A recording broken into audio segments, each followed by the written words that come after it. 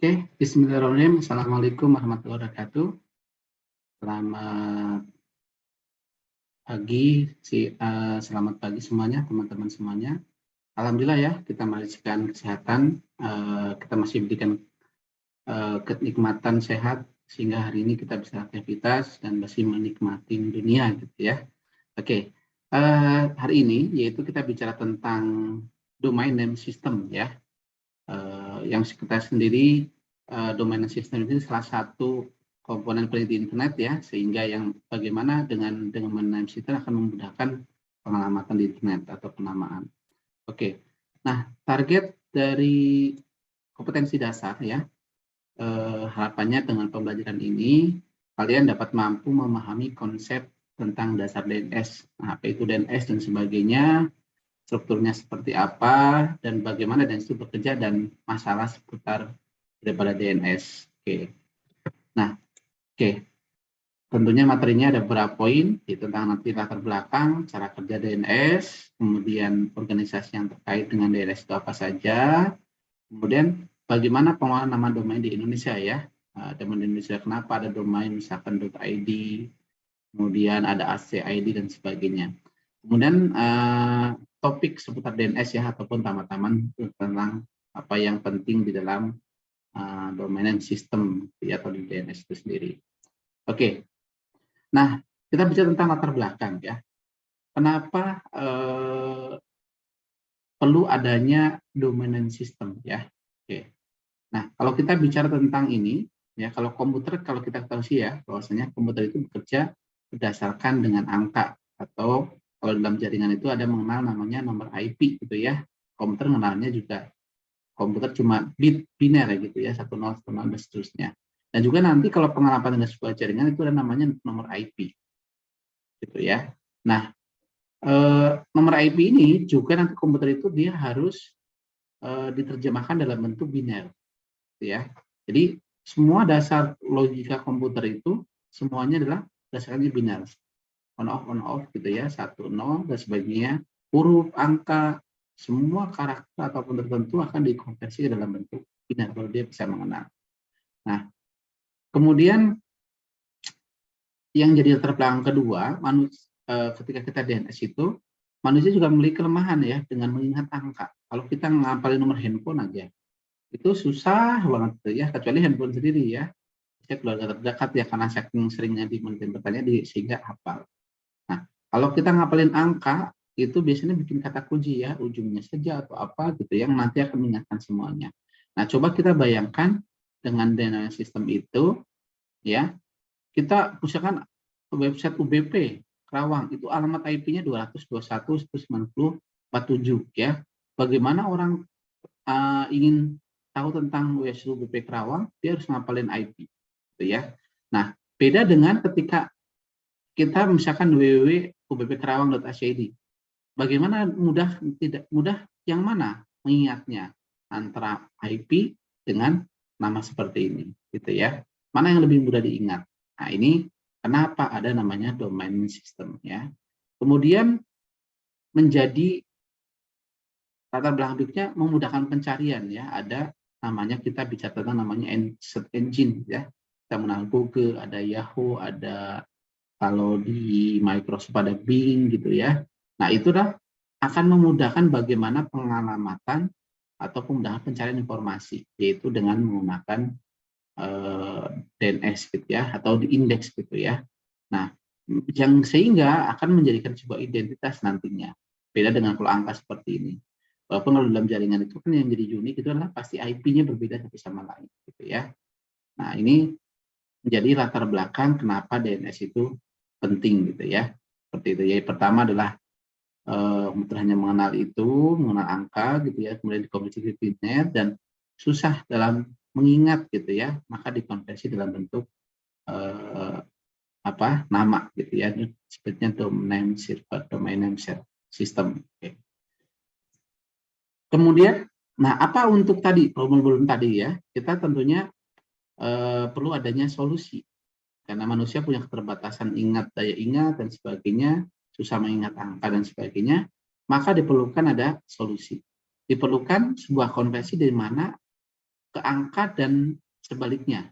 Jadi ada sebuah server yang nanti akan mendata, ya, mengkonversi dari sebuah angka ke dalam sebuah nama ataupun sebaliknya.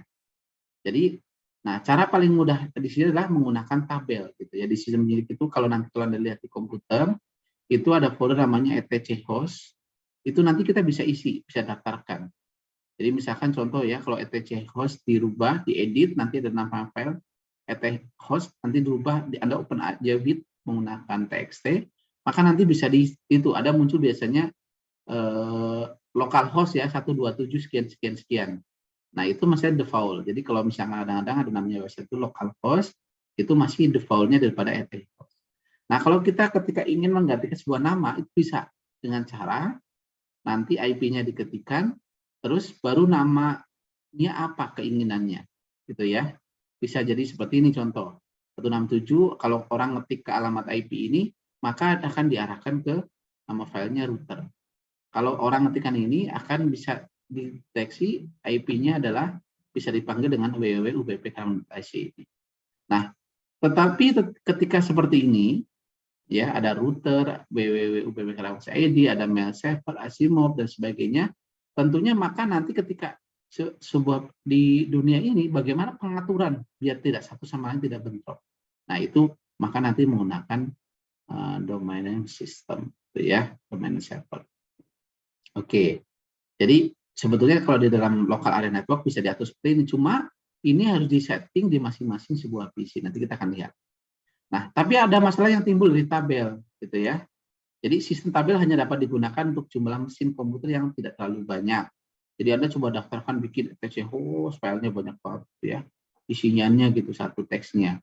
Kemudian ketika komputer semakin banyak, nah tentunya ketika komputer makin apa sistem tabel komputer akan mau melayani atau apakah Anda mau mengentry semua nama domain dan mendata semua IP setiap komputer? Coba bayangkan. Kalau tadi bisa sebenarnya ada solusi dengan etc host tadi, itu bisa daftarin tapi harus di-copy ke setiap komputer. Jadi kalau nanti ada IP baru, pengalamatan baru, berarti harus ditambahkan lagi di setiap file etc host yang ada, gitu ya. Nah, ini kenapa jadi problem. Kemudian di jaringan global, coba. Nah, padahal kita tahu sendiri ya, teknologi terus berkembang, jumlah host selalu bertambah, tiap hari ada penambahan yang luar biasa, maka data table semakin bertambah besar dan akan repot jika diinput secara manual. Nah, terus kemudian perebutan nama favorit juga sama berpengaruh. Jadi kan sekarang kalau maka ada organisasi yang mengatur ini semuanya, yang dimana nanti satu sama lain itu tidak rebutan ya atau bentrok gitu ya. Siapa yang cepat, tapi memang siapa duluan ya kalau mau dipakai sama orang, Anda bisa klaim dan bisa ada sewa nama domain seperti itu. Oke. Nama fungsi ada server, router dan sebagainya, nama toko misalkan ini contoh yang favorit biasanya, kota, negara dan sebagainya. Nah, maka perlunya nanti ada organisasi yang mengatur ini semuanya ya, tidak bentrok. Oke. Nah, kita bicara sedikit kembali lagi ke tentang apa itu pengertian DNS ya. Nah, jadi kalau tadi kita bicara tentang bagaimana latar belakang, terus problem, terus punya inisiasi resolusi solusi seperti apa. Nah, kita balik lagi ke apa itu pengertian. Nah, ini sebagai solusinya adalah DNS. Nah, DNS apa? Jadi istilahnya domain name system kalau setelah singkatannya ya. Nah, di sini adalah distribute database system yang digunakan untuk pencarian nama komputer atau name resolution di jaringan yang menggunakan protokol TCP/IP ya. Jadi DNS ini memang menggunakan protokol TCP/IP karena memang sebagai protokol standar yang digunakan untuk internet gitu ya. Nah, DNS ini yang tadi disebut berarti kalau kita database yang tersebar, sistem yang mendata tadi nama IP-nya siapa, namanya siapa dan seterusnya. Gitu ya. Nah, ini kenapa perlu adanya server DNS. Nah, DNS merupakan sebuah aplikasi service yang biasa digunakan di internet seperti web browser atau email yang menerjemahkan sebuah domain name ke sebuah IP address ataupun sebaliknya. Seperti itu ya. Bisa seperti itu. Jadi mengenal. Jadi kalau misalkan saya ketik www.ubpkerawang.ac.id, maka si itu akan punya tabel, dia akan dilarikan ke IP mana. Nah, itu fungsi daripada DNS gitu ya. Oke. Nah, kalau kita tidak bisa mengupdate database terus-menerus di komputer klien, maka bagaimana caranya kalau tetap bisa tahu nomor IP address komputer tujuan di jaringan sebuah internet. Nah, itu tadi kenapa solusinya dengan DNS. Nah, kemudian ada solusi membantu komputer klien agar tahu berapa nomor IP komputer tujuan. Nah, ini fungsi dasar daripada DNS tadi. Mengkonversi tabel IP address menjadi domain name agar mudah diingat, gitu ya. Oke. Kemudian membuat domain name system di komputer agar semua komputer klien bisa merujuk ke komputer tersebut untuk mencari referensi IP address. Jadi kalau tadi etc host itu harus kita edit file tersebut di setiap komputer, maka nanti bukan lagi seperti itu, tetapi akan mengacu kepada suatu server DNS yang itu dia akan selalu mendaftarkan, mengupdate semua berita-berita. Jadi cuma pusatnya satu yang akan mencari informasi dari masing-masing DNS tersebut, gitu ya. Oke. Nah, ketika kita bicara tentang kenapa perlu domain system, ya tadi kalau kita bayangkan gitu ya, kenapa perlu ada namanya DNS server? Kayak tadi kita tidak perlu masing-masing nyeting IP host di file masing-masing ya, klien 1, klien 2, klien server gitu ya. Nah, ini cukup kita semuanya merujuk dari setiap klien, merujuk kepada server DNS yang nanti dia akan memetakan kepada masing-masing klien gitu ya. Nama ini IP-nya berapa dan seterusnya gitu ya. Oke, ini serat gambaran seperti itu. Oke, kemudian cara kerjanya ini. Nah, DNS ini ya. Jadi memetakan nama komputer menjadi IP address, kemudian klien DNS tersebut dengan reshuffle dan DNS tersebut dengan name server gitu ya. Jadi kalau kita mencari gitu ketika name server itu, apa yang dilakukan pencariannya? Jadi misalkan contoh, ada orang mencari nama sebuah domain gitu ya. Misalkan request, misalkan UBP Kerawang.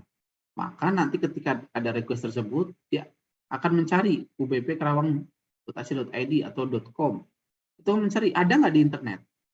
Ya, lewat internet ini medianya kan. Nah, nanti akan ISP ini dia akan mendaftarkan di masing-masing IP mana, terus ke DNS mana gitu ya, dan sebagainya. Nah, ini yang nanti akan mengenalkan ISP1, ISP2, maka nanti biasanya masing-masing ISP itu wajib harus punya server DNS. Nah, itu untuk apa? Untuk mengenalkan IP ini punya siapa. Ini IP domainnya siapa gitu ya. Nah, itu siapa yang akan mendaftarkan gitu ya. Nah, itu ISP biasanya. Dia punya server DNS ya. Nanti ketika kita registrasi ada badan tersendiri untuk mengatur itu semua. Oke. Nah, prinsip kerjanya pertama sebagai resolver, kalian mengirimkan query ke name server gitu ya. Jadi minta apa namanya? Name server mengcek ke local database atau menghubungi name server lainnya. Jika ditemukan akan diberitahukan jika tidak ada mengirimkan file failure ya atau pesan gagal gitu ya, seperti itu. Oke. Jadi di sini ketika klien melakukan request ke DNS server gitu ya, kita resolver dengan nama tertentu akan ada feedback gitu ya. Nah, ditemukan dikasih tahu, kalau tidak berarti ngisi pesan website ini tidak ada dan sebagainya. Biasanya seperti itu. Resolver menghubungi host yang dituju dengan menggunakan IP address yang diberikan oleh name server. Jadi di sini kemudian hostnya apa, tujuan apa, nanti tinggal diketikkan otomatis di resolver oleh DNS tadi. Seperti jadi memudahkan dalam pencarian. Oke. Kemudian resolve komputer klien ini menjawab pertanyaan user yang ingin mencari informasi dari komputer lain dengan menghubungkan dari komputer tujuan untuk sebelum komputer tujuan terlebih dahulu. Jadi biasanya dia akan melihat cache-nya dulu sendiri ya. Ketika apabila pertanyaan tersebut pernah ditanyakan, maka tinggal di dalam jawaban cache. Nah, kadang-kadang kalau kita sedang di server ya, ketika kita ini langsung cepat gitu ya, karena biasanya akan tersimpan di cache. Itu ada histori alamat yang dikunjungi dan sebagainya itu ada di cache. Nah, jika tidak misalkan di sini tidak ada, maka kan kepada DNS server lokal untuk menginterpretasikan hasilnya apa, gitu ya. Jadi kalau misalnya nanti ada suatu kasus misalnya sedang kita ngoding web gitu ya, tiba-tiba kok kita sudah rubah config-nya atau konfigurasinya, kok tapi tetap sama gitu ya, padahal secara coding udah berubah. Misalnya kita bikin localhost gitu ya, server web lokal. Nah, itu bisa berarti the cache-nya itu masih yang lama. Sehingga Anda bisa rubah ke dalam di cache-nya di clear cache, baru nanti akan normal yang terbaru itu seperti apa. Nah, itu kalau misalnya menggunakan cache gitu ya. Nah, ini kalau kita lihat kerjanya, misalkan ada Anda browser gitu ya, atau klien meminta misalnya menggunakan Internet Explorer, Netscape, atau Chrome gitu ya. Nah, itu nanti dia akan meminta resolver, nanti DSR akan menjawab apa tersedia apa tidak segala macam gitu ya. Menjawab. Kalau tidak, misalkan ini cuma ada yang ke sana doang ya, nggak ada yang baliknya. Berarti kan cuma searah gitu ya. Walaupun nanti bisa jadi pasti juga akan balik lagi gitu ya. Tetapi secara analisasi seperti ini. Oke. Nah, resolver ini juga dia kan melihat kalau udah pernah dikunjungi atau segala macam, dia tinggal ngambilnya dari cache. Kalau belum, baru nanti ke DNS lokal akan pada DNS pusatnya apa. Ini juga saya sinkron seperti itu. Oke. Nah, secara prinsipnya host gitu ya, kemudian ke DNS server untuk mengelis datanya gitu ya. Kemudian nanti baru akan sampaikan kepada hostnya. Oke. Kemudian DNS memiliki beberapa keunggulan seperti mudah.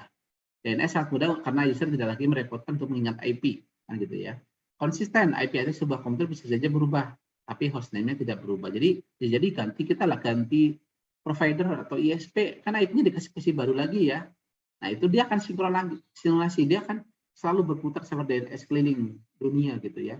1 kali 24 jam pasti dia akan resolve biasanya gitu ya. Kan ngecek kepada masing-masing router, ini IP ini diteruskan ke domain apa dan seterusnya gitu ya. Seperti itu. Kemudian simple. User hanya menggunakan satu nama untuk mencari nama domain baik di internet maupun di intranet.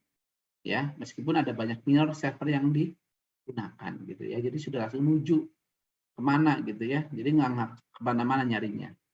Seperti itu. Oke, ada ini bagaimana pengaturan untuk biar tidak bentrok dan sebagainya, maka diperlukan pengaturan nomor IP dan nama. Ya, nah ini ada sejarahnya pengaturan nomor IP dan nama host diatur secara tersental oleh IANA, Internet Assigned Number of Authority gitu ya. Dia yang mengatur bagaimana penomoran di sebuah internet. Dimotori oleh John Postel. Ya, kemudian data tabel di download dia akan selalu download secara berkala gitu ya. Ini Anda bisa kunjungi situsnya yana/http yana.org gitu ya. Kemudian John Postel webpostel.org. Oke. Nah, ini ya, ini contoh penemunya ini ya, yang namanya John Postel gitu ya. Oke. Kemudian organisasi terkait dengan DNS secara global. Pada mulanya adalah IANA, terus kemudian sekarang ada namanya ICANN, Internet Corporation for Assigned Name and Number. Menunjuk DNS SO, Domain Name Supporting Organization. Jadi organisasinya namanya DNSO, mengatur penggunaan domain name gitu ya, seperti itu. Kemudian secara regional ada TDP, Center Ethnic gitu ya dan sebagainya. Terus di tingkat negara berbeda-beda ya. Di Indonesia ada ITNIC, ada IDODOMREC, ada pengelolaan domain Indonesia. Jadi Indonesia kemarin namanya berkembang ya. Sekarang namanya terakhir adalah PANDI, pengelola nama domain Indonesia gitu ya, PANDI. Jadi nanti Anda bisa buka pandi.ird bagaimana aturan dan sebagainya gitu ya. Ini PANDI inilah di bawah Kominfo gitu ya, seperti itu. Oke, pengelolaan nama domain Indonesia sejarahnya lah dimulai dari individual sampai ke Rahmat. Ada Samik Ibrahim dan kemudian di ke Budi Raharjo ya. Ini awal-awalnya gitu ya. Jadi ada yang atur saya DNS. Tapi ya tadi masih ini awal-awal yang Budi Raharjo yang mengawali gitu ya. Kemudian menggunakan nama ITNIC, Indonesian Network Information Center. Ya. Nah, ini mengacu ke cltd.id gitu ya. Nah, sekarang ngacunya semuanya adalah ke Pandi. Ya, www.pandi.org.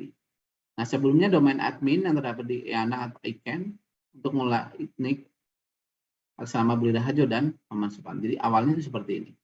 Jadi ngelola semua itu atas nama sorangan masih ya, seperti itu. Nah, ini bagaimana hierarki distribusi ya. Jadi kalau di Indonesia itu masuk ke APNIC gitu ya, misalnya di Indonesia ada ISP sampai nanti ke ICANN itu yang mengelola secara internasional. Ini Asia Afrika dan sebagainya, nanti kita akan bahas di selanjutnya. Nah ini ya, ICANN tadi ada ASO, ada supporting organization, bagian dari ICANN yang mensolusi resort ya terkait dengan address. IANA, Internet Exchange Number Authority, jadi ini badan-badan yang membantu untuk pengamatan dan domain servernya. Badan yang memiliki resort internet diberikan wewenang untuk ICANN untuk mendeklarasikan resort IP address yang lebih lanjut kepada member ASO dan DNSO-nya. Kemudian domain name supporting organization, di mana di sini adalah badan yang memiliki resort internet diberikan wewenang oleh ICANN untuk mendeklarasikan resort IP address lebih lanjut kepada member ASO dan DNSO-nya seperti ya. Nah, DNSO itu Domain Name Supporting Organization. Jadi bagian dari ICANN. Kemudian ada PSO, Policy Supporting Organization, bagian dari ICANN juga yang berfungsi pada polisi teknis untuk internet seperti RFC dan RFC oleh IFT, gitu ya. Nah, ini secara gambarannya ya. Ada ICANN, kemudian Domain Name Server Name Support Organization, ada ISO, ada License Support Organization, kemudian ada Protocol Support Organization gitu ya. Ada large membership gitu ya. Jadi kalau menjadi lembaga ini secara keseluruhan nanti akan mengacu ke semua ke sini. Karena nanti ada server DNS semuanya itu di dunia itu bergabung. Jadi mendata kepada masing-masing. Jadi ada update baru dia akan selalu 1x24 jam untuk dia akan muter untuk mengupdate IP-nya apa, namanya apa, IP-nya apa, namanya apa, dan seterusnya. Oke, nah ini gambarannya ya, ini Indonesia masuknya ke APNIC, ini Afrika, kemudian ini dari timur gitu ya, kemudian ini Eropa, dan seterusnya. Ini jadi baik gambarannya. Oke, kemudian domain name system, tampilnya dikelola secara distribusi, ini ya. Seorang administrator mengelola sebuah domain tertentu, domain dapat memiliki satu subdomain. Jadi nanti bisa ada namanya subdomain. Misalkan contoh, kan domain utamanya adalah misalkan ubb.kerawang.ac.id gitu ya. Rootnya itu adalah ubb.kerawang.id sebetulnya. Nah, kemudian DNS inventor. Ini contoh, ini ada apa sebagai inventornya. Kemudian data-data di NDS tidak hanya sekedar nomor IP, tapi juga jenis komputer, OS, dan lokasi dan sebagainya. Jadi tercatat semuanya. Jadi tidak hanya apa IP nama komputer, tetapi OS-nya apa dan sebagainya itu dicatat. Karena takutnya ada apa nanti ke depan bisa dirumuskan seperti itu. Sebagai dasar datanya. Kemudian klasifikasi nama domain. Ada GTD, generic top level domain. Contoh misalkan umum ya. Ini domain yang populer. .com, .net, .org, .gov, .mil, .edu. Kenapa .indonesia nggak ada gitu ya, .id. Nah, ini masih di general top level gitu ya. Sudah tambah dengan domain lain ya, misalnya aerobis, kemudian corp, info, dan sebagainya. Nah, info kalau misalnya contoh kayak saya di perusahaan ya, nama baru ada skor info, berarti itu email yang berhubungan dengan informasi gitu ya. Ada misalkan marketing dan sebagainya. CCTLD ya, country record level domain ya, ID, JPEG, SKI, Singapura, US gitu ya. Nah, masing-masing dikelola oleh seorang administrator yang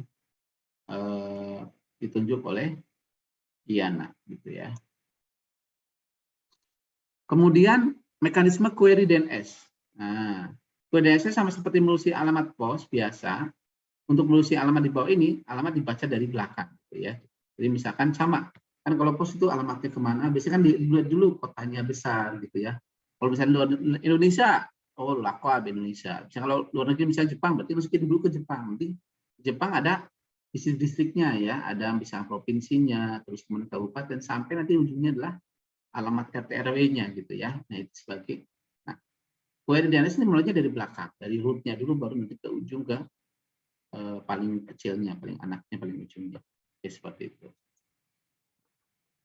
Kemudian contoh ini, misalkan ya, ini sebagai contoh. Query, misalkan siswa.berfungsi dilakukan dengan .id, .ac.id, setelah gitu ya. Utamanya kan .id ya, kalau tadi ada .com, segala macam ini .id. Kemudian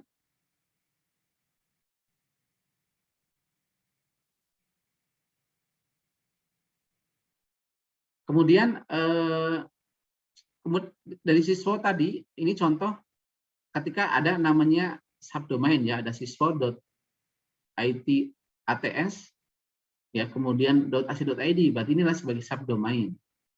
www.siswa.background.id tadinya ke sini. Ada proses cache untuk mempercepat gitu ya. Jadi kalau itu ketika itu disimpan semua di cache. Ketika di restart, cache-nya bisa baru lagi atau bisa disimpan gitu ya, seperti itu. Nah, student S gitu ya. Secara ininya adalah ada root domain yang tadi ya, dot apa ya. Kemudian top level domain, generic dan country. Kemudian second level domain, setelah itu third level domain ya, QDN ya. Kemudian baru nanti hostname-nya apa, seperti itu. Dan contoh warnet.id. Nah, perkembangan domain, kita lihat perkembangannya gitu ya. Dari ini luar biasa, apalagi sekarang orang udah hampir semua perusahaan pasti punya website, punya domain. Kenapa? Buat sebagai ini perusahaan ya, seolah-olah punya home ataupun punya space di internet.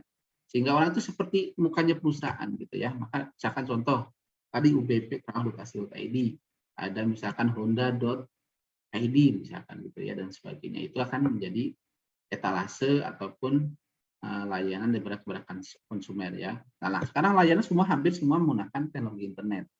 Ya, pengiriman gitu ya, penjualan, semuanya bagian belakangnya tinggal merekap saja atau melihat isi laporannya. Nah, itu akan jauh lebih efisien ya dibandingkan dulu perkembangannya. Oke, ini kita lihat perkembangannya luar biasa ya, dari perkembangan domain ID sampai sekarang ya. Oke.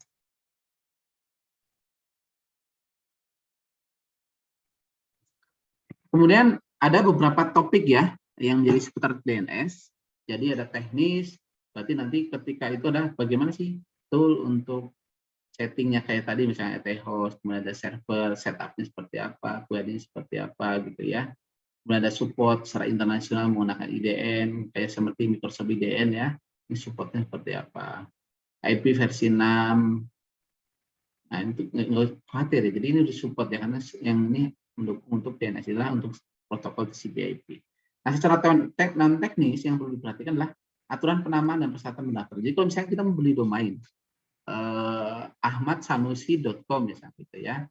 Nah, itu syaratnya pertama belum dipakai sama orang, kemudian nanti kalau .com itu ada KTP dan seterusnya sebagai persyaratan. Kenapa kok perlu ada pendataan? Jelas sama seperti kita punya booking rumah ya. Harus jelas ini punya siapa, itu ada yang bertanggung jawab.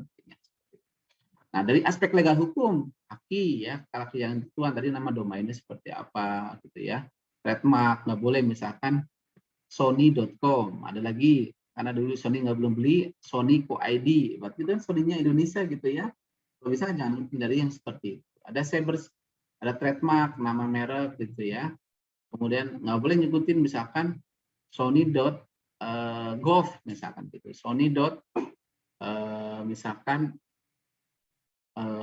.id, padahal kan ada Sony utamanya internasional seperti itu. Jadi itu berarti kalau satu rangkaian adalah masih milik punya orang yang bersangkutan. Ada dispute resolution policy, jadi bagaimana mengatur aturan-aturan gitu ya yang berhubungan bagaimana sehingga menata domain di internet itu rapih gitu ya. Seperti itu. Cyber security itu adalah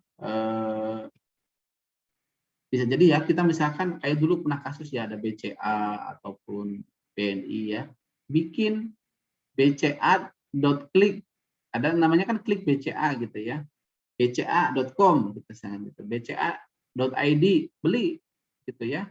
Biasanya kalau yang bagus itu beli semua ya yang extensionnya.